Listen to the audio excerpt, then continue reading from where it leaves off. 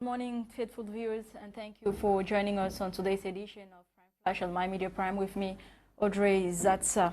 A new date has been set for the third phase of the national vaccination campaign against COVID-19. The third round of the campaign to intensify vaccination against COVID-19, initially planned from the 27th to the 31st of October 2021, has been rescheduled to take place from November 17 to the 21st of November. The information is contained in a press release recently signed by the Minister of Public Health, Dr. Manauda Malachi, announcing that the vaccination will take place in health facilities, public spaces such as markets, chiefdoms, churches, mosques, administrative institutions and enterprises, as well as households, through the door-to-door approach.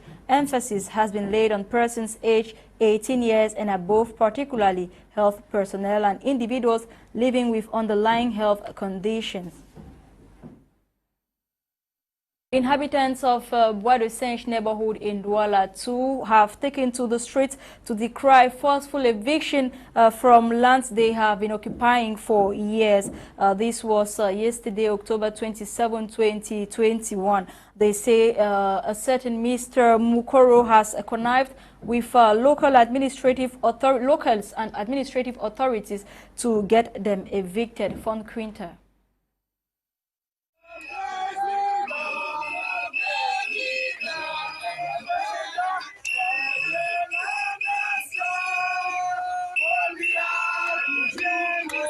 The population of Bois-de-Senche neighborhood in Douala 2 subdivision, Littoral region of Cameroon, protesting against forceful eviction. Mr. President of the Republic of Cameroon, as you see this population that is here, everybody is here because we are hoping on you.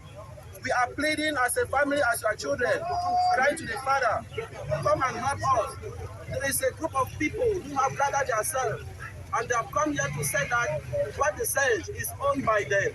That they have already land titles of this area where you see this population. As you see, they are living here like this, they are stranded. So as it shows now, we have decided to block ourselves to come out with a message to let you know maybe you are not aware that we are crying. So we are pleading with you. Use us as your children and help us as our Father. With placards in hands and chanting, they are calling on President Paul Biya to come to their aid.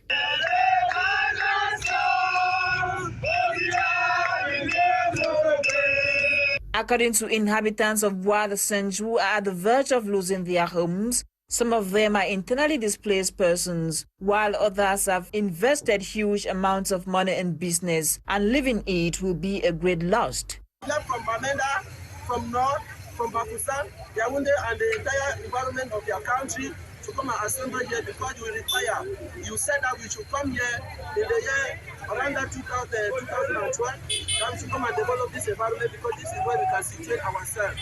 So we have finally come here and develop the environment, and some people see the environment now they have come and started saying that they want to send us out and title the place. Some residents who took to the streets this 27th day of October 2021 for that revealed that one Mr. Mokoro, who claims to be the rightful owner of the land, has connived with some local and administrative authorities to get them evicted from the land they have occupied for several years. That is here is called Mukuru, and we know that one of the names of the children of the Republic is not called Mukuru. So we want to let the president should know that one person is coming to remove his children, called Mukuru. I wonder they should call him in order, because there is, as you see this document there, it shows that all the land titles they were showing to us, they are all fake, and they have already cancelled all of them. They decided to send distress calls to administrative authorities after their houses were marked for demolition earlier this week. There was a group of people entering to come and start remarking the houses of people that numbered them. So the county was, the partner was not aware. So it is because of that you see us. We have come now to let you to know that we need your help. At the time of the protest, law enforcement officers were present to prevent the protesters from using violent methods. Land tenure and public contract service sectors came under scrutiny October 27, 2021 in Bamenda, improving procedures, policies and qualities of goods and services in these sectors was the focus of a one-day workshop organized by the Northwest Association of Development Organizations. Lasha Kingsley with details. With the ongoing crisis in the northwest region of Cameroon, there are growing fears that non-execution of contracts, poorly executed works and abandonment of works could increase because unscrupulous individuals could take advantage of the situation and report on non-executed projects or even validate poor works.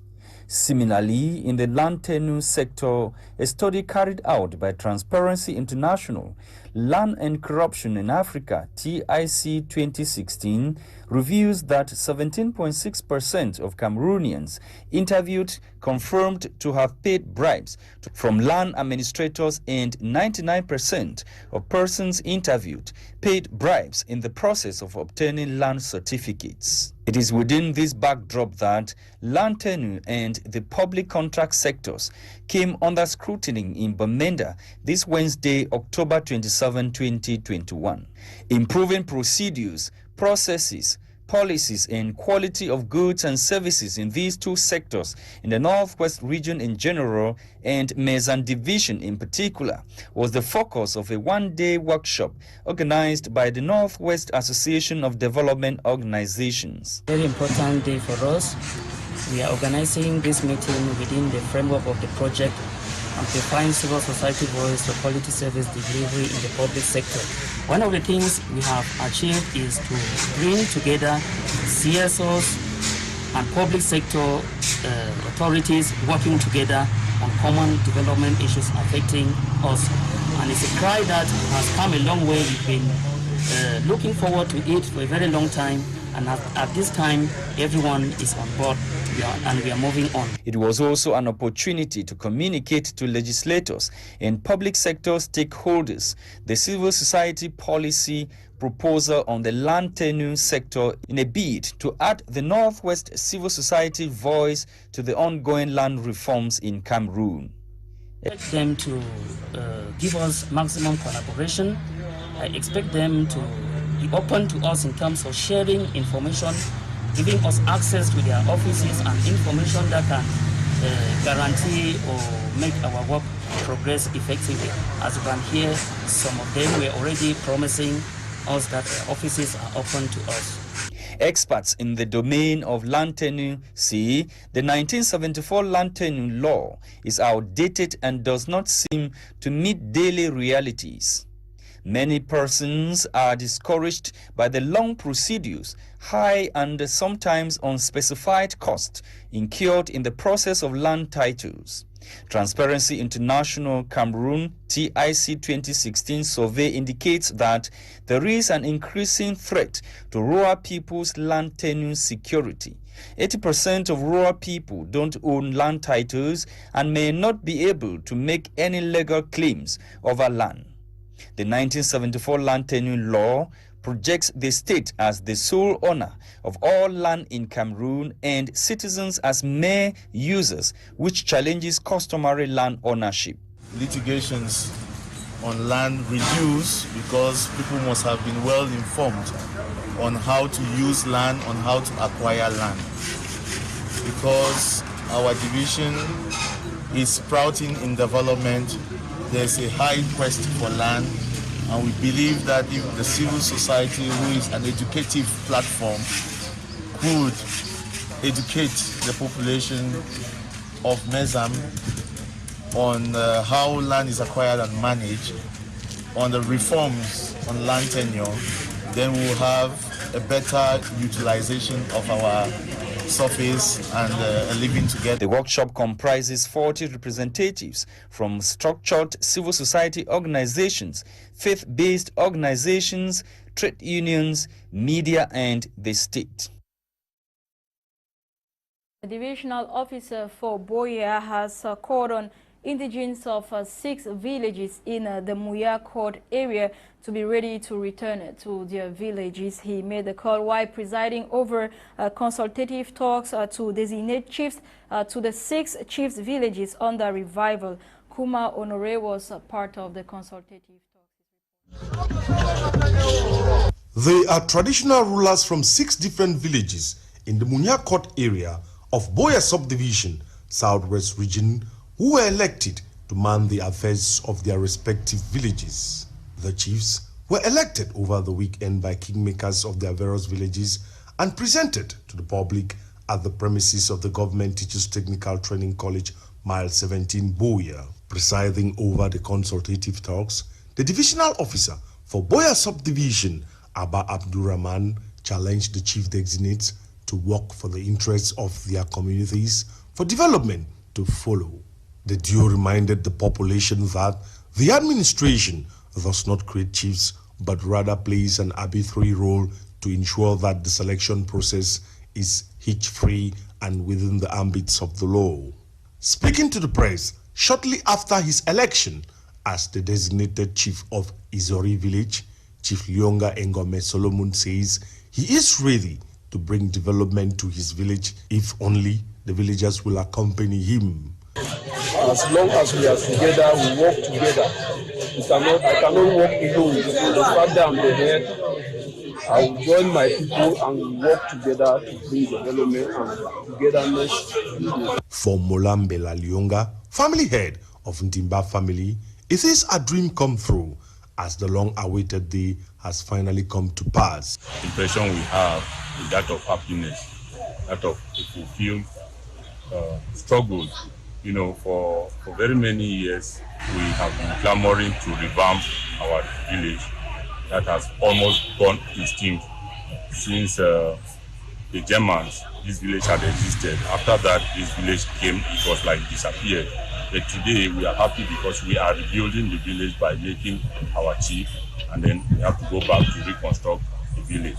Meanwhile, the chief-elect and their respective villages are Chief Solomon Lyonga Ngome of Izori village, Chief Oscar Mbola of Kulu village, Chief Eyole Molinge Franklin of Bonganjo Wonjo village, Chief Elongo Franklin of Njuma village, and Chief Thomas Mwale Etonge of Wotondo village. They all have a daunting task to revamp their villages, which were almost extinct after the post-colonial period. The event was made colorful with traditional dances from the Bakure tribe, with Nganya dance at the forefront. In the north region of the country, 270 poachers have been neutralized and 119 weapons seized in 3 years.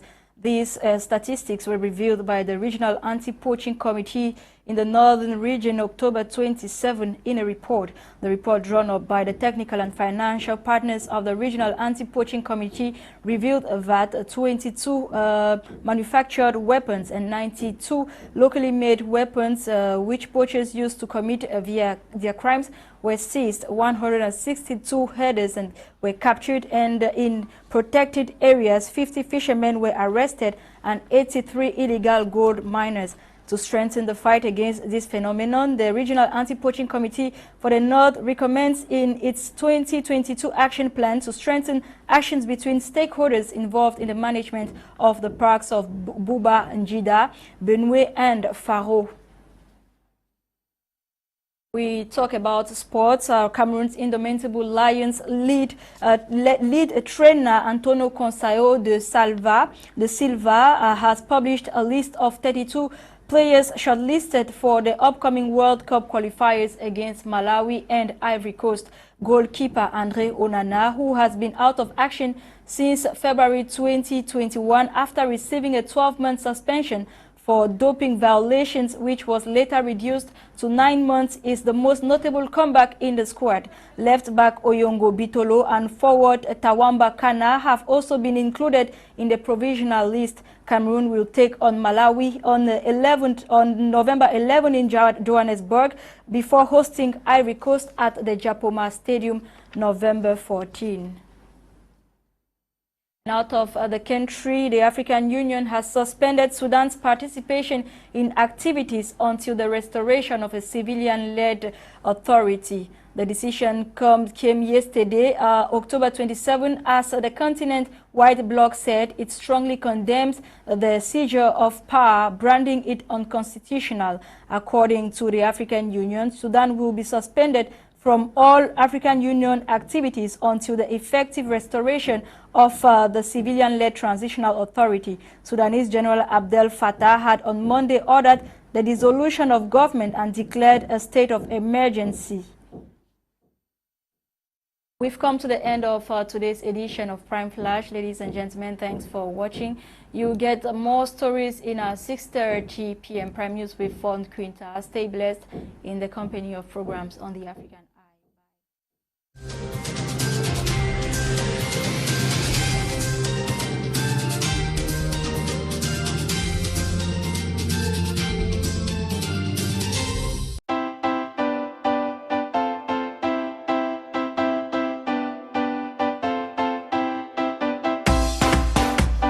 BT Media is getting better, going further with clearer images. Our channels, My Media Prime, My